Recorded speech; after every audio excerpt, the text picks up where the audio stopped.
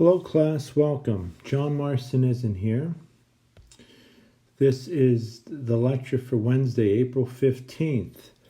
We will be continuing our study of romantic music.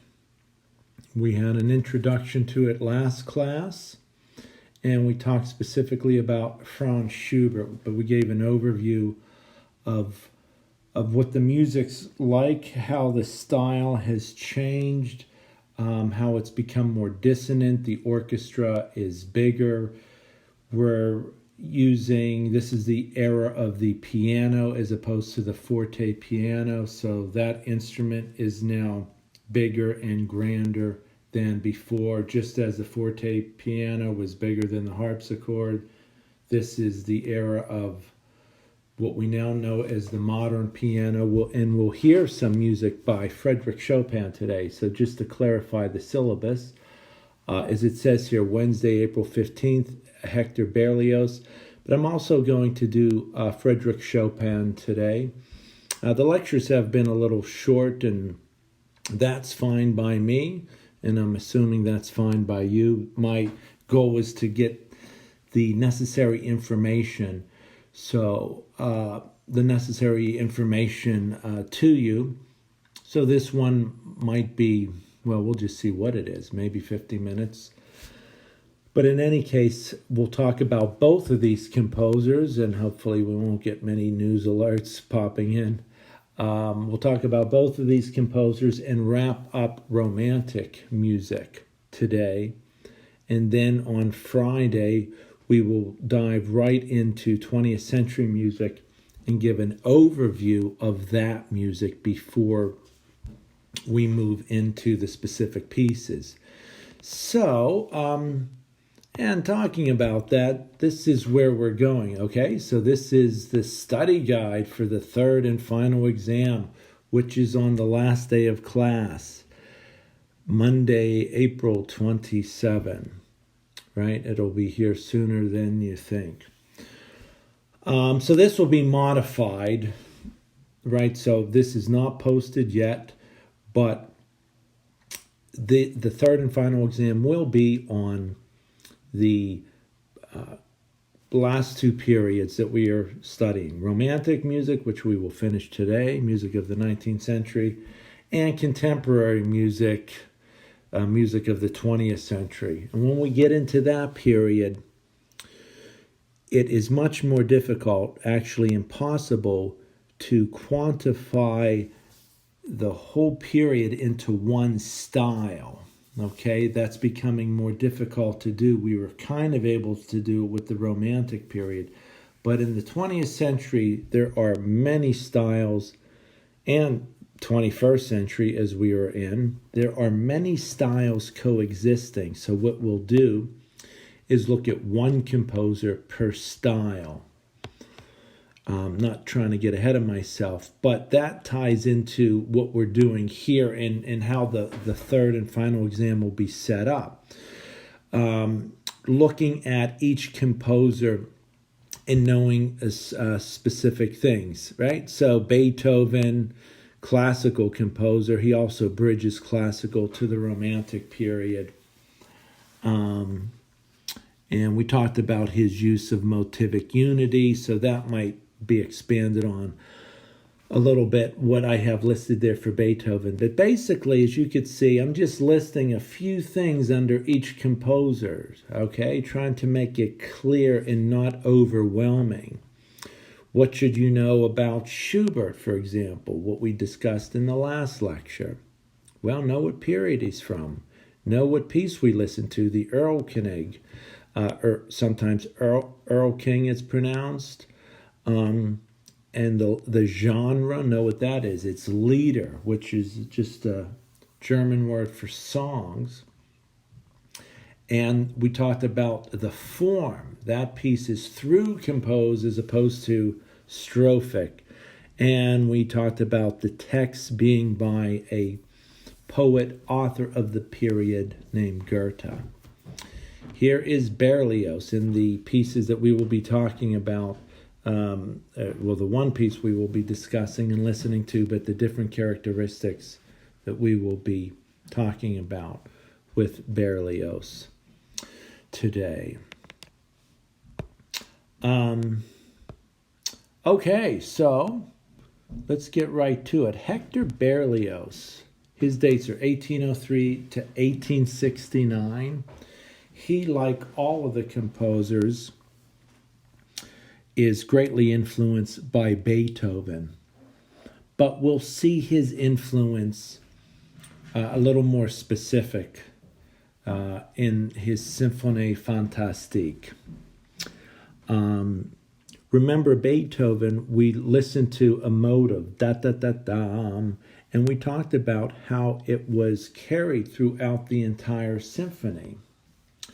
Well, Berlioz is going to do the same thing, but in a different way, in a romantic style. So let's say a few things about Berlioz to begin with. I already gave you his dates, 1803 to 1869. He was a conductor. He is known for what was then considered his novel use of the orchestra. The way he used the orchestra, blending sounds or playing the instruments, having the instrumentalists use their instruments in unorthodox ways, and I'll point that out when we get to that in the music, such as tapping on the strings with the bow as opposed to bowing on the strings. Now that's not such a big deal now. I mean, that's done all the time, but that was a little more unorthodox back then. Something else worth mentioning about Berlioz, I might as well pull this up since I'm talking about it. Berlioz wrote a book on orchestration. Big deal, right? Okay, there are a lot of books on orchestration. At least now there are, but back then there were not. So, what does this mean? So he's writing for the orchestra, but he also writes a manual. So Berlioz was also a writer, an author. He was a journalist. He wrote for the newspaper, wrote musical criticism. So he writes on how to write for the orchestra with very basic things like what is the highest note a violin can play, what is the lowest note, what is the sweet spot, how do you blend instruments, what instruments sound good together, what's practical, what isn't. You're not going to have a trumpet playing in a high register simultaneously with a flute playing in a low register, for example. Just by the nature of those instruments, the trumpet would overpower the flute, so there's no point in even having the flute play, right? So things to consider when blending instruments. So he's the first to write a book like this, and as I mentioned, many have been written since. But, and I've seen many of these books and used many of them, but what I've noticed is that all of them have some reference to the book by Berlioz. So in a sense, his book lives on in all orchestration books. Then we will talk about how there's some of these novel uses in the Symphonie Fantastique. This is the type of piece this is a program symphony. Okay, we already know what a symphony is. Program symphony. There it is. There's your Wikipedia article. So, type of instrumental art music that attempts to render an extra musical narrative musically. The narrative itself might be offered to the audience through the piece's title. Okay, so Symphonie Fantastique really doesn't tell us anything about this piece. But when you go to a symphony in this day, there is a program that you would get. And in the program, it would tell you what the music is about, what the instrumental music is going to describe. Okay? So, what is the story behind this piece? So, just a little autobiographical information about Berlioz. So, Berlioz fell in love with an actress, a woman that he saw performing on stage, and he fell in love with her in a very romantic way. So what I mean is that he saw her and he was madly in love with her. He didn't know this woman, but he pursued her. Initially, she was not interested, but eventually she came around. They were married. So it had somewhat of a happy ending. I believe they divorced later, but at least they did get together for some time. So that's the basis for the Symphonie Fantastique. It is a composition about an artist that falls in love with a woman. In a similar way, he sees her and he's infatuated with her. He pursues her, but she rejects him continuously. And so, out of lovesick despair, he decides to kill himself.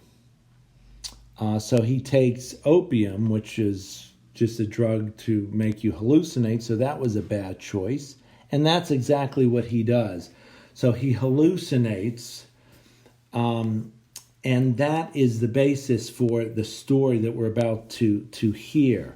So, and that sort of lightens the blow when you keep in mind that it is a hallucination or a dream. None of this stuff is really happening because it's not very pleasant, as we pointed out in the last class, and as we heard in the Schubert. Right, that was not a happy story either, the Earl King. So, this composition has 5 movements. We know that a symphony has 4. This has 5 movements, and they're all subjectively titled. The first one's called Reveries and Passions, and that's where he first sees his beloved. He falls in love with her. And throughout this symphony, we're going to hear the idée fixe, okay, we have to have a fancy word for it, or the fixed melody, the melody that is in all movements that represents his beloved. Remember in Beethoven, ba ba ba ba, that was the melody or the motive that kept coming back. It didn't have a name, but this has a name. So we hear this melody in Reveries and Passions. So he does what Beethoven does. He incorporates this in all 5 movements, but it is going to change as his feelings about his beloved change. The second movement is called a ball. What do you do at a ball? You dance. So this is kind of the minuet and trio, if you will, kind of movement.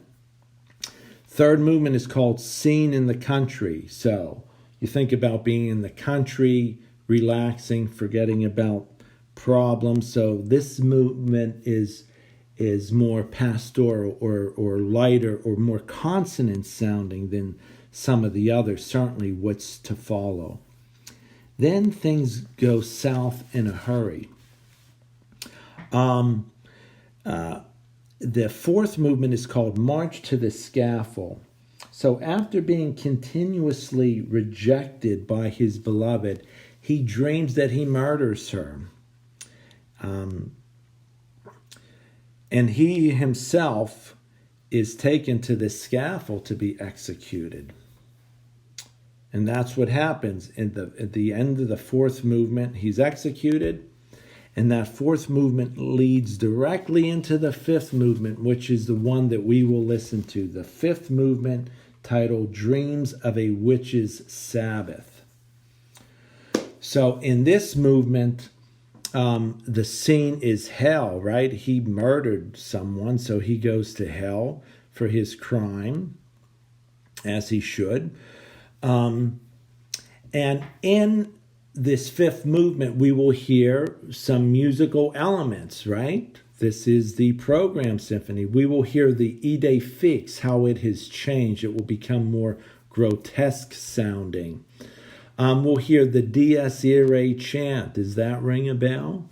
The very first piece we listened to was a Gregorian chant, Day of Wrath.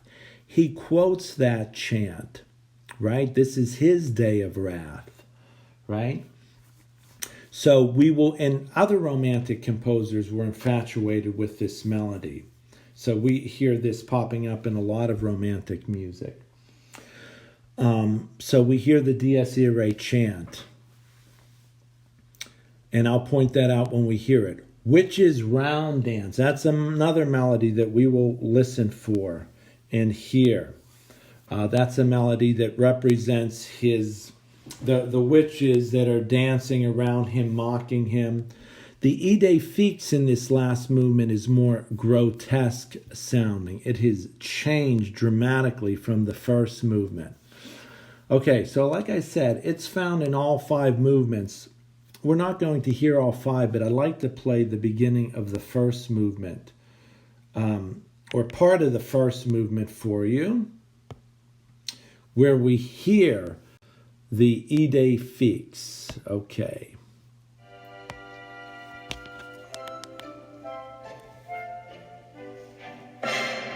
There it is.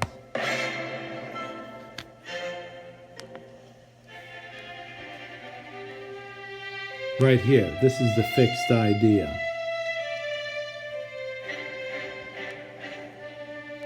Maybe that's his beating heart. Right? He's so infatuated with her.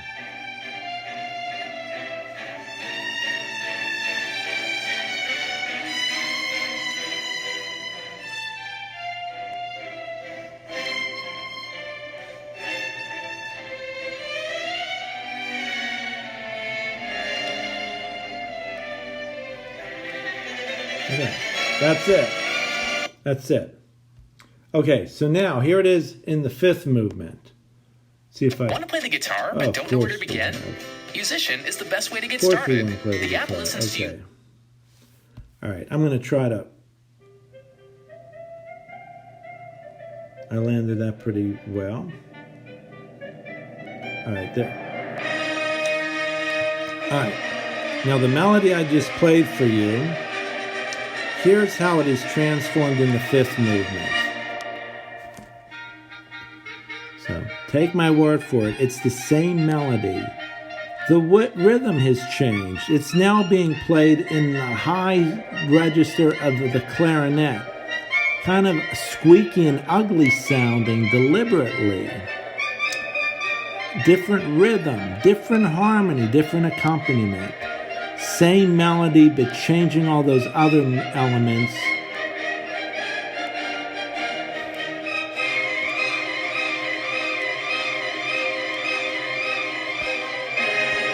Okay, that's the same melody. Again, take my word for it, but I'll play it again. Here it is.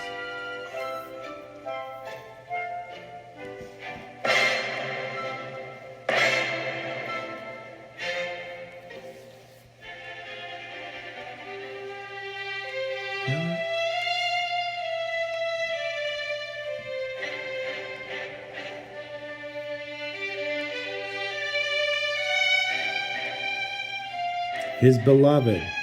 He's seeing her for the first time. He's falling in love. In a romantic way. He doesn't even know her, but he's in love with her.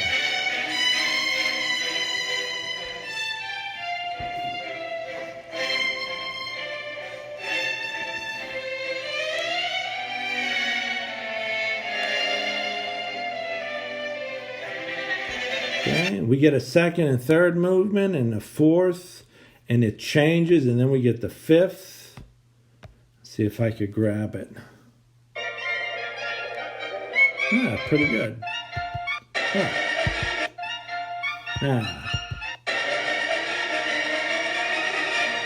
Here it is.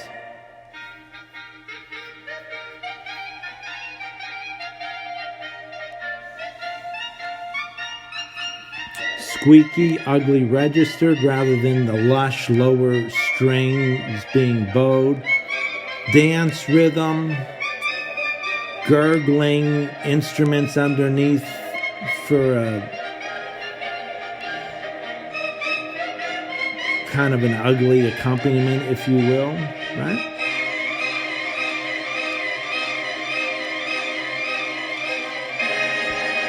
Okay, so again, when I talked about Berlioz, his novel use of the orchestra, that's another important one to point out. The clarinet, he deliberately plays it in a high, squeaky register. Some might consider, hey, that's bad orchestration. The clarinet sounds ugly up there. Yes, it does, and that's what he wants. That's the effect he wants. So, let me read the synopsis of the fifth movement, and then we will listen to it. Dream of a Witch's Sabbath. In this dream, within a dream, the artist finds himself in the midst of a frightful troop of ghosts, sorcerers, and monsters of every kind, gathered for his funeral. The beloved in the form of the melody, the idée fixe, now appears in grotesque form. For in the artist's nightmare, she has become a witch. In the end, evil triumphs over good. Okay, so that's where we are. And again, this is program music. A story is being told. If you go to the symphony, the live performance for the first time, you don't know this piece. You're handed a program. You read it. Oh, okay, so that's what the music is trying to convey. So let's see how successful it is.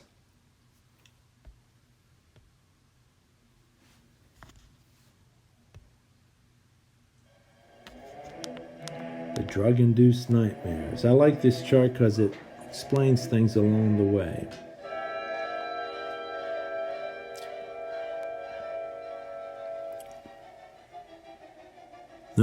Remember what we said about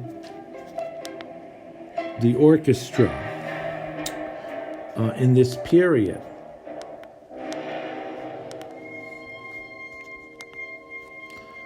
Right? Harmony being savored for its own sake.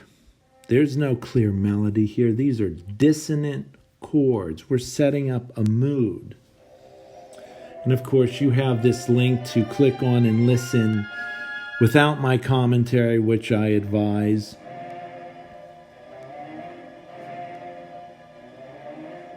Again, no clear melody. Diminished chord, that's a dissonant, unresolved chord, creating tension, dissonance, stress.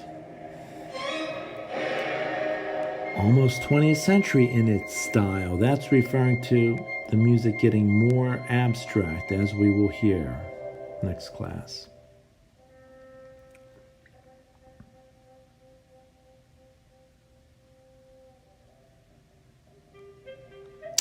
Here's the idée fixe trying to get started. But it's interrupted.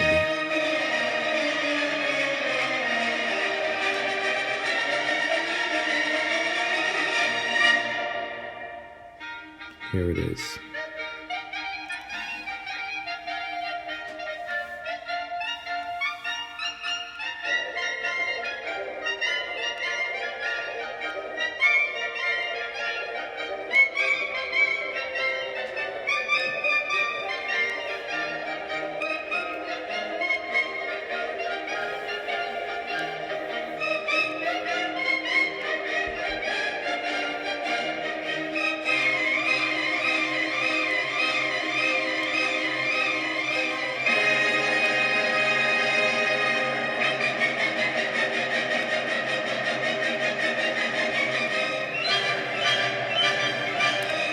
Okay, that's the end of the idée fixe.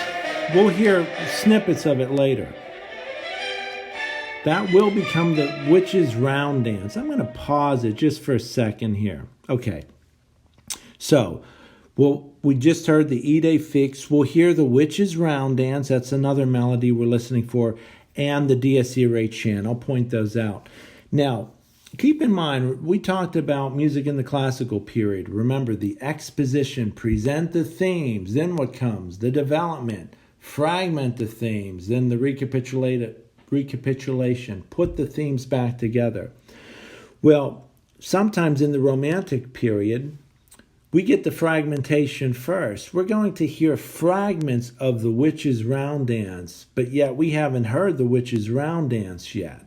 So it's coming in reverse, fragments, and then we hear the whole melody later. But that idea of development is still here. It's just done in a freer way, right? This isn't sonata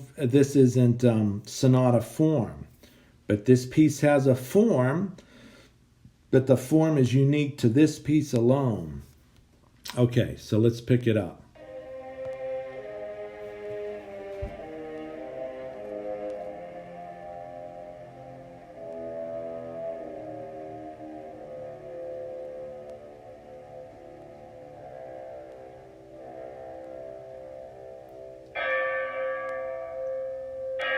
Funeral bells. Fragment, right? As I just pointed out. These funeral bells are going to set us up for the Dies Irae chant. You could go back and listen to the Dies Irae and compare it to how, notice that the melody is the same. We're going to hear it without the text, though, of course. Here it is. It was used in a classic movie in the 70s, The Shining, if anyone has seen that, Jack Nicholson. Dies Irae, Gregorian chant, right? Written 500, 600 AD. And now it's repeated, faster. And repeated again with that dance-like rhythm. Like the Ide Fix rhythm. Dies Irae, second phrase. Day of Wrath.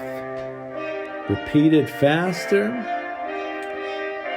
and repeated faster still with the dance rhythm. Third and last phrase that we will hear. We'll hear fragments of this later, but this is the main presentation of the Dies Irae.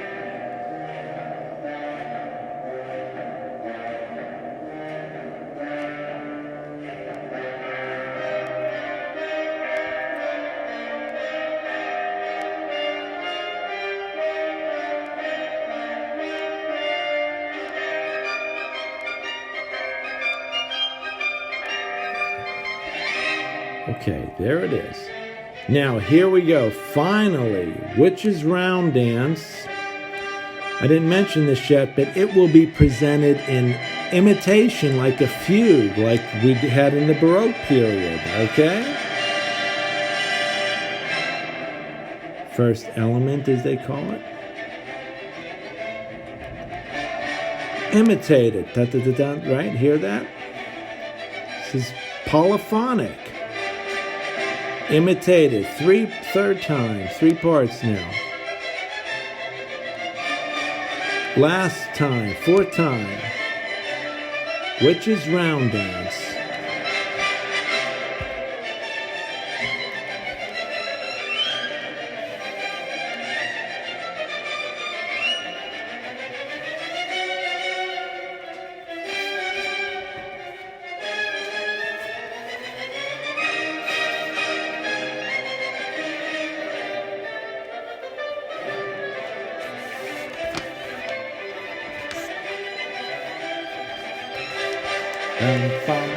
Alright, Witch's Round Dance, more.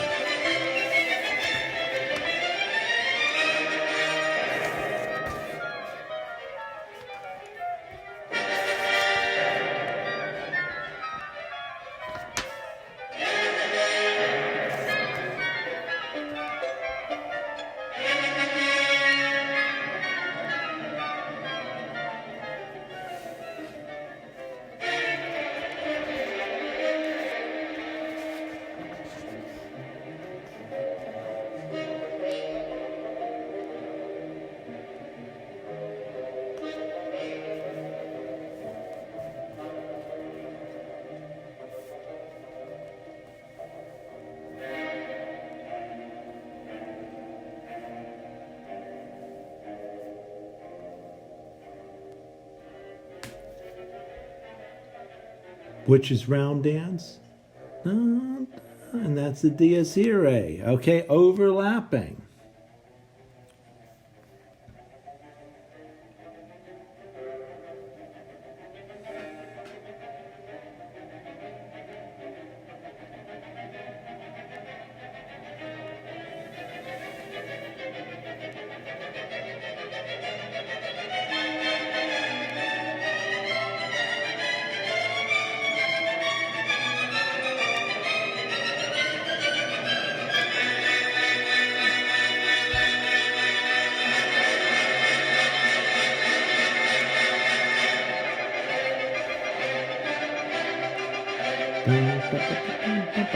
The fugue theme, that's in reference to the witch's round dance.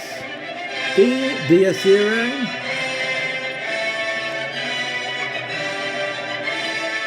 Overlapping.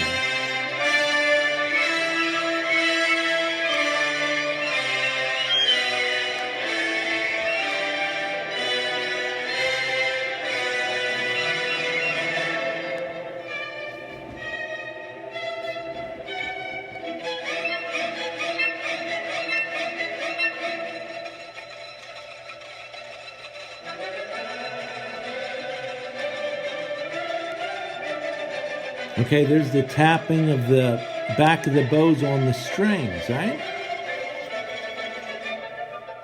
Novel use of the instrument at this point.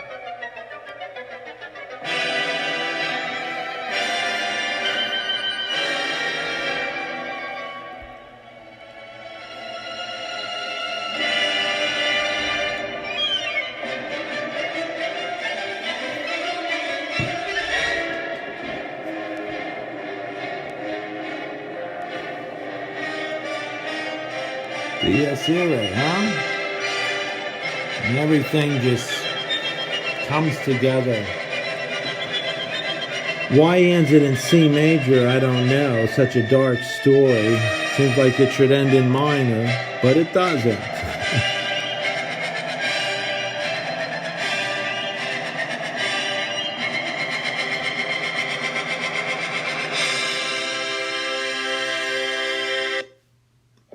Oh, great, huh?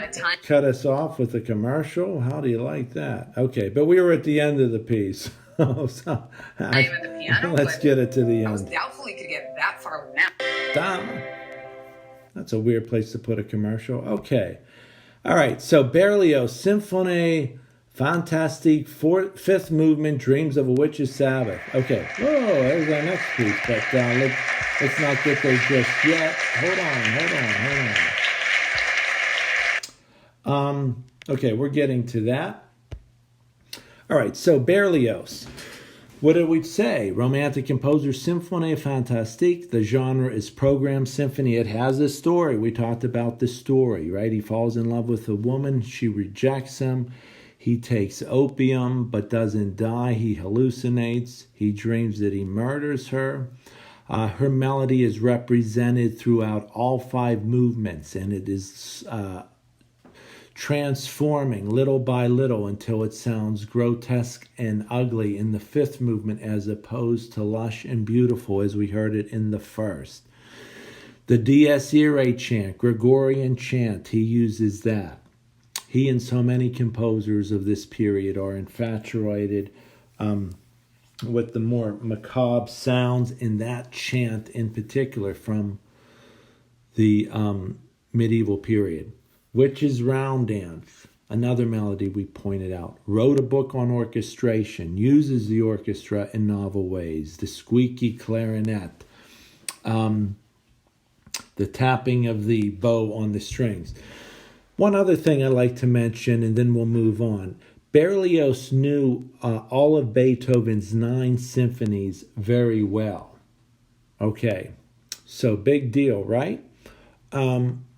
But back then, it was hard to do that. Okay, so luckily, Berlioz is a composer, and he's a conductor.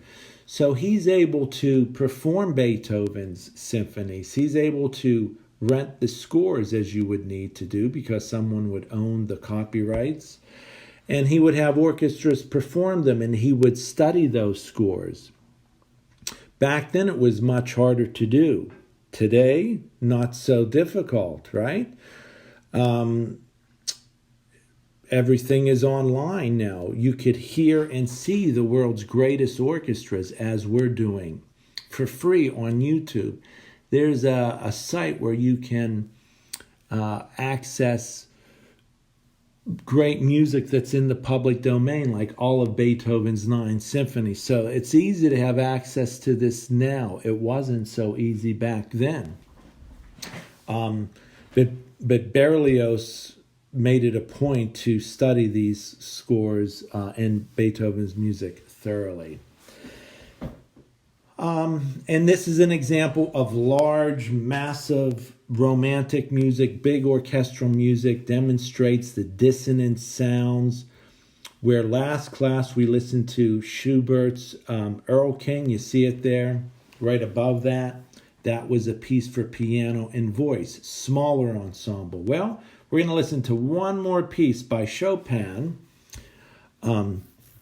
Chopin is half French, half Polish. His dates are 1809 to 1848. And his music sounds very unique and fresh to this day. So Chopin has very complex harmonies, and yet they don't sound dissonant like we just heard, as you will hear in a moment. He wrote for orchestra and all sorts of other instruments, but he's best known for his solo piano pieces. It just poured out of him very easily. And it sounds that way too when we hear him. So we're going to be looking specifically at a mazurka. It's in B flat, opus 7, number 1. We know what that means. Opus 7 means when it was published. Number 1, it's the first in a series of however many he's publishing. So what is a mazurka? It's based on a Polish folk dance that is in triple meter with accent on beat 3. So what does that mean? Well, remember the first class or second class, we were doing 1, 2, 3, 1, 2, 3. We're listening to duple and triple meter. Anything in triple meter has a natural accent on beat 1. Usually, a mazurka, a Polish dance, accent on beat 3. And so instead of 1, 2, 3, 1, 2, 3, it might be 1, 2, 3, 1, 2, 3, 1. Okay? Very basically. But let me play the music and we will hear the use of that. Okay, this will also be a good example of the use of rubato, right? That's one of our terms. Rubato, literally meaning rob time, to speed up or slow down at the performer's will for expressive purposes. Okay? And I'll point that out when we get to that when it's happening throughout the piano piece. And this is something that's relatively new in the Romantic period. So as I've already mentioned, Chopin, he was born in Poland but later moved to France. He wrote many mazurkas and other types of Polish dances as an expression of his intense national pride for his native land. So Chopin, during this period, Poland was under Russian occupation. So that was also, in a way, this is Chopin's subtle way of, protest of that. He's shown his connection to his homeland. And one might consider this a form of nationalism. So nationalism in music is something that we will talk about more specifically in the 20th century, in the next period. And all that means it's when a composer tries to write music that sounds like it came from a particular country. So we're going to listen to some American nationalism music, and all that means is that it's, these classical composers are composers, but they might take folk music from the United States that would be familiar to many people. so that when you hear this brand new piece of music for orchestra or whatever, there's a familiar melody in there, and it's, oh yes, that sounds American, or that sounds Polish, or that sounds Russian. Okay, so that's what we mean by nationalism in music. So we're going to listen to that piece. I do want to show you the listening guide for this one, though. Here it is. Okay, so remember we said there's, most music doesn't have a standard form as we just listened to the Berlioz. We could map it up. This happens here, this happens there, but it's not sonata form, it's not minuet and trio. But every now and then we do get some kind of a form. So here's the form of the Chopin's mazurka. Right? We know what these letters represent, A, B, and C. They just mean the different sections. So we could say that A is the main section of this piece. B, it's contrasting in mood, much narrower range in the melody, but it's still in the major mode. Then A comes back. It almost sounding like a rondo, right? Main theme keeps returning. Then C, this will be the most dramatic change because it gets much softer here. We go to the minor mode. It gets much darker, more somber sounding. Then it goes back to A, C, and then A again. Okay? So we will hear that. So here is the piece I'm about to play. So I will point out, and this is a short piece, so I will point out the meter, which is triple meter, and point out the accent on 3, which is the part of that mazurka dance feel. And I'll also point out the use of rubato. Okay, so here we go.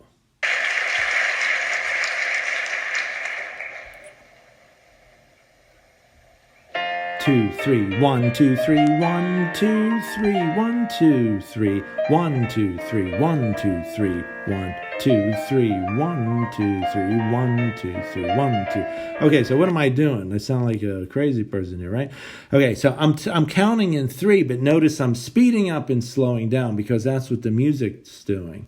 If it were steady, it would just be 1, 2, 3, 1, 2, 3. But this performer is using rubato, making it more expressive. Notice B3 is accented.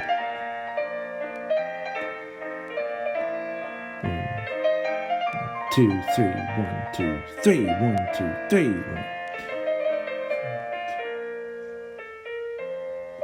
3, 1, 2, 3, 1, 2, 3, 1, 2, 3, 1, 2, 3. I'm trying to accent 3, okay?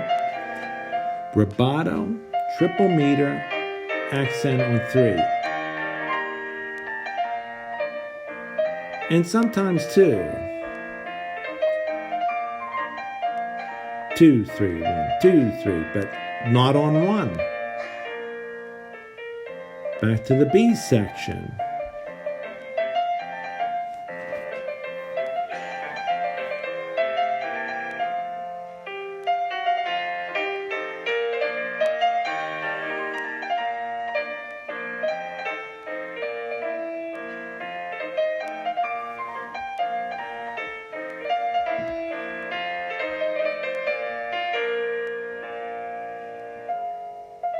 This is the C section, minor.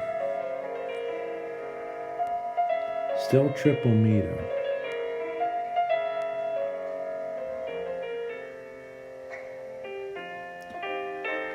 Two, 3, 1, 2, 3.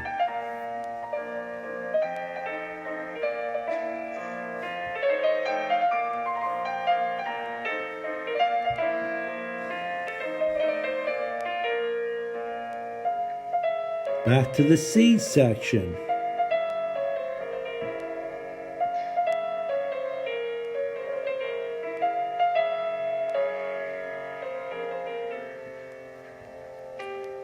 2, 3, 1, 2, 3, 1, 2.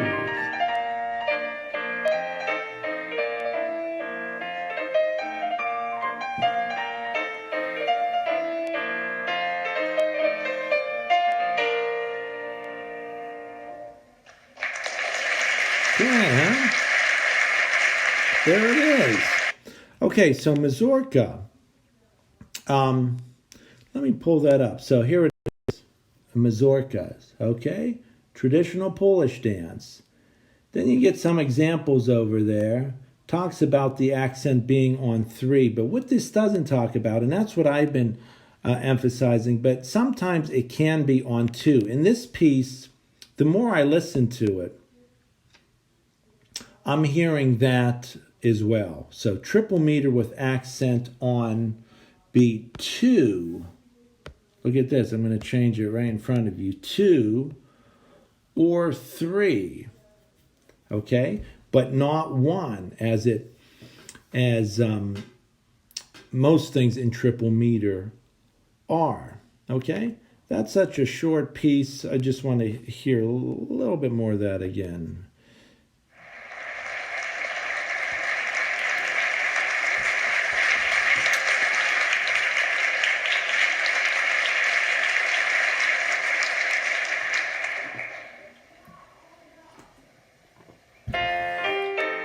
Two, 3, 1, 2, 3.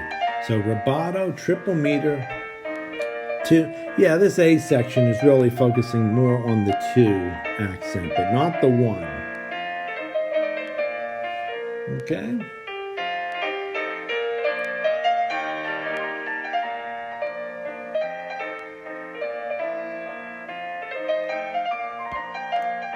Okay. So there it is, huh? Those are the, that's it for today, right? So those are our 3 romantic composers. Certainly there are more, but that's a good representation of the different styles and the different composers. Schubert, Berlioz, Chopin. These are the specific things that we talked about with all these composers, which I will put this study guide with all the others, but if you could always pause this video for a moment and take a good look at that. These are the things that you want to know about these 3 composers.